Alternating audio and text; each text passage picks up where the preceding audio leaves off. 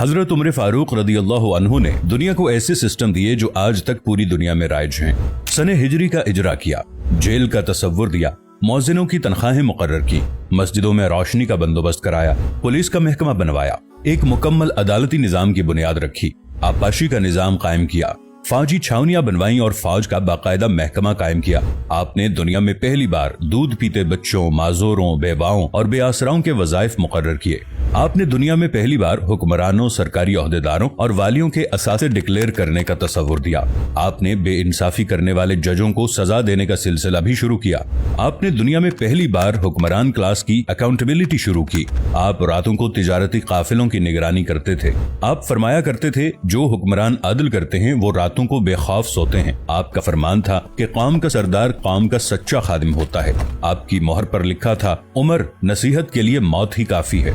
आपके दस्तरखान पर कभी 2 सालन नहीं रखे गए। आप जमीन पर सर के नीचे ईंट रखकर सो जाते थे। आप सफर के दौरान जहां नींद आ जाती थी, किसी दरख्त पर चादर तान कर साया करते और सो जाते और रात को नंगी जमीन पर दराज हो जाते। आपके कुर्ते पर 14 पैबंद थे और इन पैबंदों में एक सुर्ख चमड़े का पैबंद भी था। आप मोटा खुरदरा कपड़ा पहनते। आपको नर्म और बारीक कपड़े से नफरत थी। आप किसी को जब सरकारी ओहदे पर फाइज करते तो उसके असासों का तखमीना लगवाकर अपने पास रख लेते और अगर किसी सरकारी ओहदे के दौरान उसके असासों में इजाफा हो जाता तो आप उसका एहतसाब करते। आप जब किसी को गवर्नर बनाते तो उसे नसीहत फरमाते, कभी तुर्की घोड़े पर न बैठना, बारीक कपड़े न पहनना, छना हुआ आटा न खाना, दरबान न रखना और किसी फरियादी पर दरवाजा बंद न करना। आप फरमाते थे, जालिम को मुआफ कर देना मजलूमों पर जुल्म है। आपका ये फिक्रा आज इंसानी हुकूक के चार्टर की हैसियत रखता है कि माएं बच्चों को आजाद पैदा करती हैं, हमने उन्हें कब से गुलाम बना लिया। फरमाया, मैं अक्सर सोचता हूँ और हैरान होता हूँ, उमर बदल कैसे गया।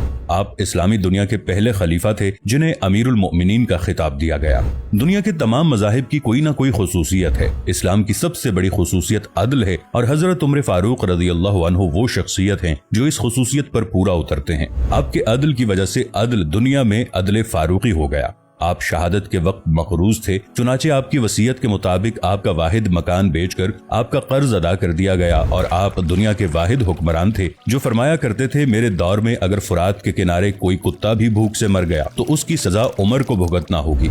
आपके अदल की ये हालत थी। आपका इंतकाल हुआ तो आपकी सल्तनत के दूर दराज इलाके का एक चरवाहा भागता हुआ आया और चीख कर बोला, लोगों, हजरत उमर फारूक रदियल्लाहु अन्हु का इंतकाल हो गया। लोगों ने हैरत से पूछा, तुम मदीने से हजारों मील दूर जंगल में हो, तुम्हें इस सानहे की इत्तला किसने दी। चरवाहा बोला, जब तक हजरत उमर फारूक रदियल्लाहु अन्हु जिंदा थे मेरी भेड़ें जंगल में बेखौफ फिरती थीं और कोई दरिंदा उनकी तरफ आंख उठाकर नहीं देखता था, लेकिन आज पहली बार एक भेड़िया मेरी भेड़ का बच्चा उठाकर ले गया। मैंने भेड़िया की जुर्रत से जान लिया कि आज दुनिया में हजरत उमर फारूक रदियल्लाहु अन्हु मौजूद नहीं है। हजरत उमर फारूक रदियल्लाहु अन्हु ने अपने दौर में जिस जिस खित्ते में इस्लाम का झंडा भिजवाया वहाँ से आज भी अल्लाहु अकबर की सदाएं आती हैं। वहाँ आज भी लोग अल्लाह के सामने सजदा करते हैं।